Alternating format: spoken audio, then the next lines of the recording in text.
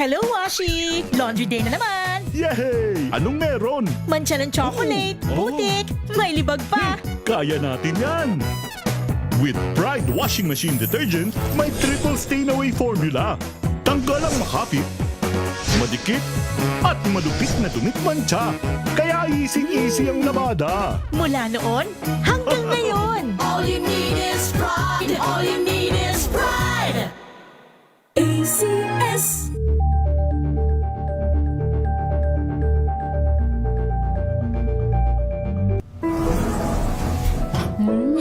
Amoy forever. Amoy LQ. Amoy New Cala Berry Blooms. Amoy Cala, amoy good vibes.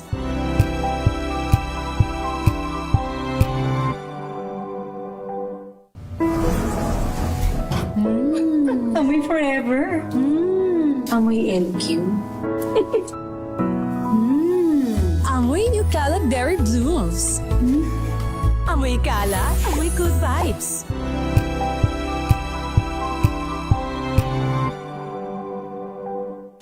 Maulan man, no worries na amoy kulob ang damit. Charm, Fabcon, bangong kumakabloom. Tanggal amoy kulob sa bango ng charm. Kaya gamit ko, Charm Fabcon with Bloom Fresh technology. Kills 99.9% of kulob-causing bacteria. May aroma burst pa of thousands of flowers and berries. Ang sampay sa loob, no amoy kulob. Bangong kumakabloom sa charm. Charm Fabcon. ACS.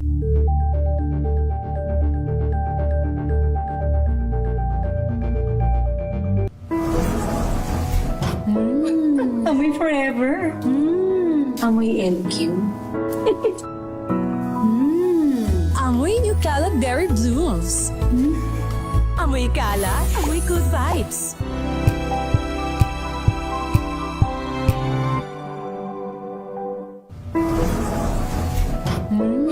Amoy forever.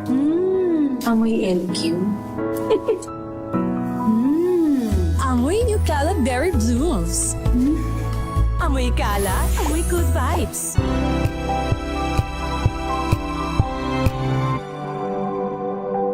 Curious ka ba sa maraming bagay? Kami na ang bahala dyan. Aalamin, tutuklasin at bibigyang linaw namin ang mga katanungang bumabagabag sa inyong isipan. Sa programa kung saan ang bawat sagot ay galing lamang sa mga eksperto. Ang Expert's Opinion, tuwing linggo alas 3 ng hapon, dito lang sa DZRH TV.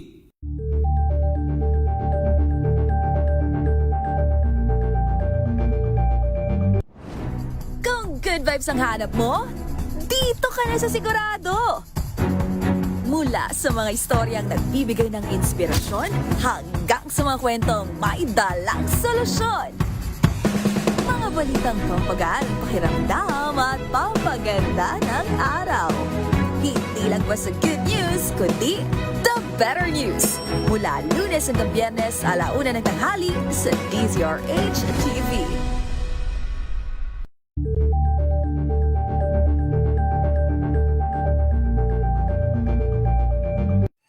Mga balitang gigising sa inyong umaga. Mga balitang kailangan mong malaman. Mapapakinggan sa ACS Balita sa 2x2. Kasama sina Anthony Taberna at Jerry Baha. Lunes hanggang Biyernes.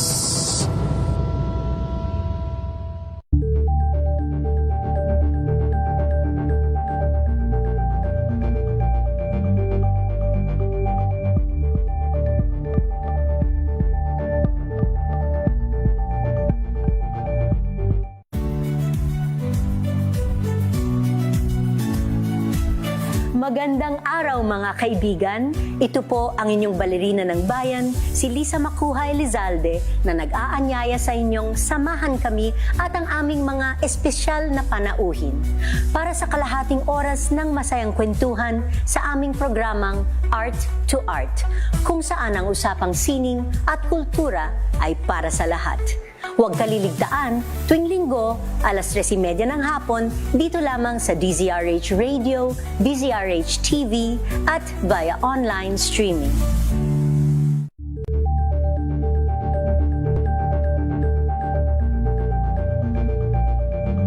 Maagang balitaan, maagang usapan sa mga issue at balita. Kasama si Kuya Angelo Palmones sa Magandang Umaga Pilipinas. Mula Lunes hanggang Biyernes.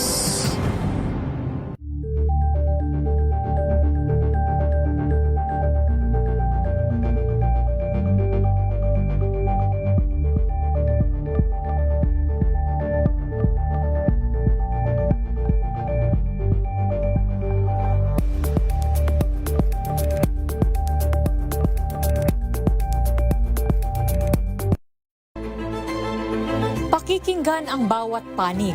When you fight for justice, think about the queer people. Kung hindi kami magkukwento, sino ang magkukwento para sa amin? Ang mga panawagan, ipababatid. Hindi talaga ito Talagang mga sakit ngayon. Kaya para malaman kung paano ito maiiwasan at malulunasan, tayo na't makinig sa ating programang Lunas. Balik tayo sa ating discussion sa programang Lunas. Ang pinag-uusapan po natin ay bukol o yung mga cyst sa katawan. At hindi natin alam, no, baka yung cyst ay tamang term ba na gamitin para sa discussion na ito kasi baka may iba't ibang klase ng bukol. Yan po ang ating alamin. Kasama natin si Dr. Roel Tolentino, isang oncologist at nagkiklinik si Doc sa St. Luke's Medical Center. Kasama niyo rin si Ate Cheska San Diego, Bobadilla. Doc, balikan natin yung ating discussion. To start with, ang pinaka-basic, ang bukol nagkakaroon yan kapag nauntog ka, di ba Doc, na nagkaroon ka ng trauma. Iba ito sa bukol na kahinahinala, Doc. Ang bukol, solid at saka cystic. Minsan may bukol na tinatawag na mix. Ang solid, talagang may laman niya na matigas.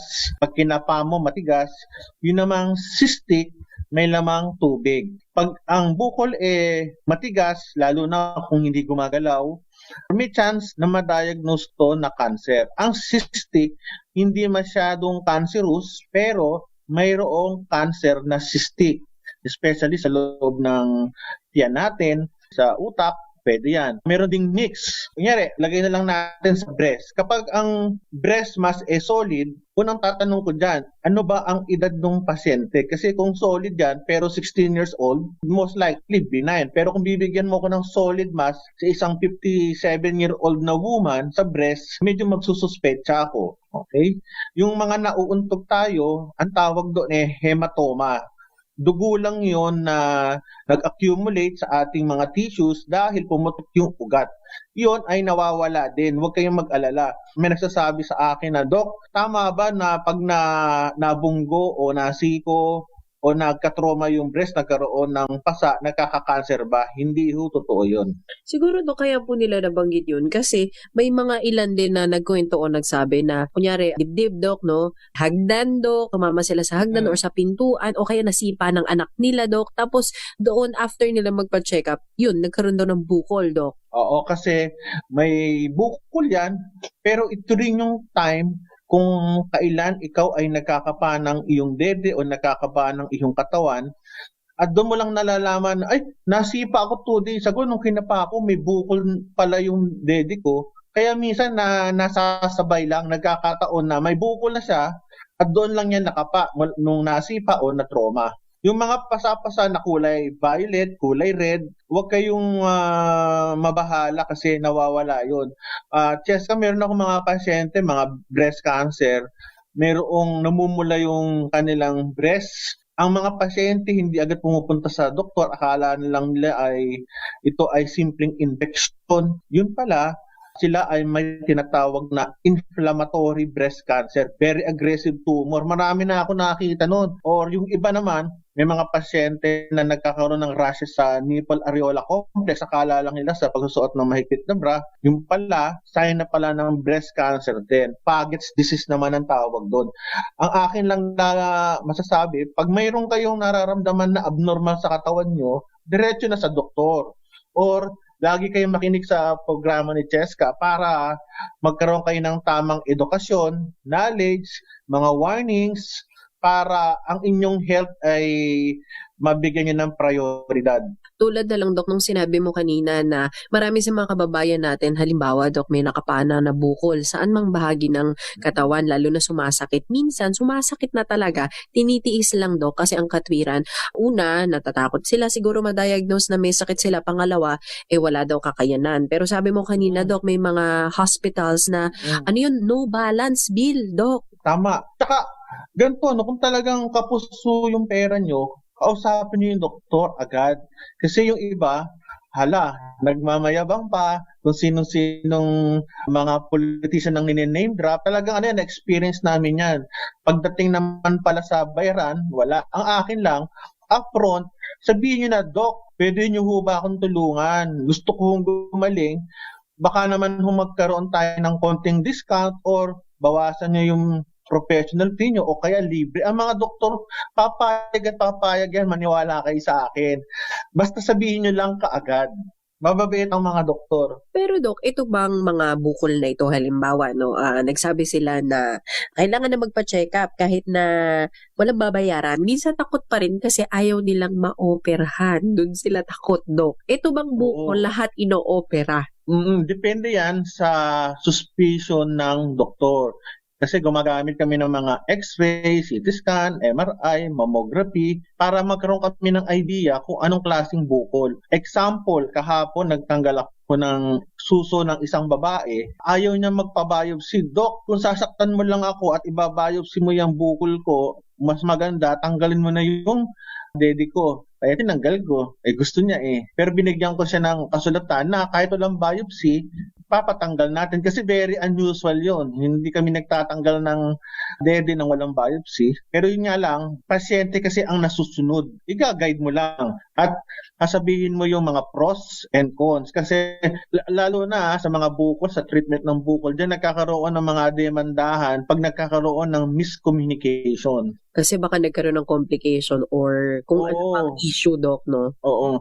Tandaan nyo, ang doktor, hindi ho kami perfecto. Kahit gaanong ingat ng mga doktor, maaaring magkaroon ng komplikasyon, magkaroon ng infection, magkaroon ng tinatawag na post-op bleeding, hematoma.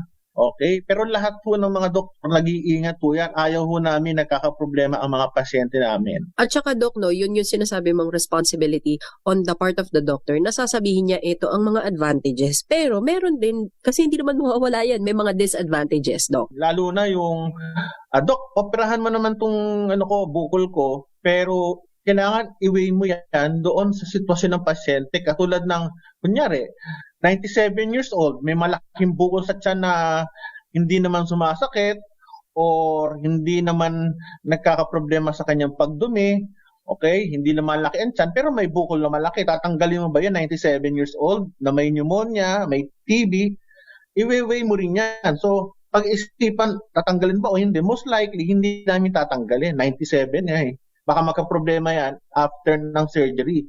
Tandaan nyo, lalo na yung mga may edad, may diabetes, or may cancer, after ng surgery, na-expose ka sa hangin ng ospital, madumi. Siyempre, ang mga doktor, kahit naghuhugas kami ng kamay, minsan nakakapagdala kami ng mikrobyo sa room nyo. Iniiwas din namin kayo sa mga komplikasyon sa ospital. Pero Doc, yung example mo kanina, yung isang pasyente na nag-decide na siya tagad, altogether tanggalin na yung kanyang dibdib, no? May wisdom ba dun sa kanyang naging decision? Kasi siguro, malaki ang naging impact ng isang artista sa Hollywood, Doc, di ba, na nagpatanggal ng kanyang dede dahil wala pa naman siyang cancer. Pero meron yata silang lahi dahil yung tama ba, Doc, yung kanyang mother? Tama. Meron silang genetic screening sa Amerika. Itong artista na to, na-research ko nga ito dahil na-interview din ako about this topic. Yung kanyang chance na magkaroon ng cancer is more than 80%. Kaya pinatanggal niya na. Ito namang pasyente kong ito, nabasahan ng magnetic resonance imaging ng breast. Ang basa virus 5. Ibig sabihin yan, highly suspicious for malignancy. More than 60% malignant. Pero hindi sa 100%.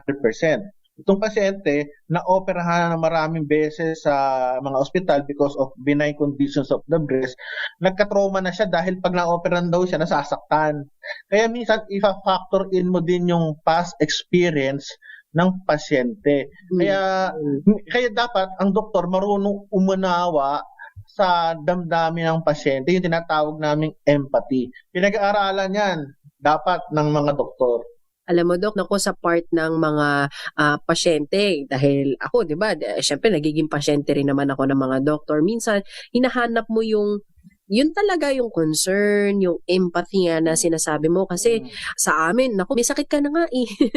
Kaya mas kailangan mong makakuha sa Dok ng hope, di ba, Dok? Ng hope at saka ng kalinga ng doktor. Kaya ako, personally, hindi ko gusto yung mga doktor na nagagalit sa mga pasyente. Okay? Ang mga pasyente may sariling problema yan. Ang doktor maaaring toxic sa duty, may problema din yan. Pero ang umpisa, lahat yan dapat patient care first. Mag-unawaan na lang tayo kasi lahat tayo may problema eh. Pero minsan kasi alam mo, nasa training din ng doktor yan eh. Kung nasanay siya sa institusyon na ganito ang attitude, ganito ang culture, minsan natatangay talaga nila. I am sure narinig mo na rin yan yung mga doktor naman sa ospital na to na pinagagalitan ng mga pasyente. Sa akin, wag naman po sana. Siguro maganda rin pag-usapan natin sa ating pagbabalik. Na-mention na ni Doc yan yung ibang mga nangyayari sa consultation o yung diagnosis mismo, lalo na sa mga pasyente na mayroong bukol o cancer. Pag-usapan din natin, Doc. Yung iba, ayaw na magpa-check up kasi baka cancer yung nararamdaman nila at baka bigyan sila ng tanning, di ba, ng kanilang mga doktor. Anong masasabi ni Dr. Roel Tolentino? Kasi ito yung diagnosis, ito yung sakit na kapag nagka-cancer ka, laging mayroong incidences na sinasabing, Doc, ilang weeks na lang, ilang months na lang, o gano'n na lang katagal. Sagutin nga natin yan sa ating pagbabalik. Kasama po natin ang isang surgical oncologist mula sa St. Luke's Medical Center, si Dr. Roel Tolentino. Dito po sa programang Lunas, magbabalik tayo matapos lamang ang ilang paalala.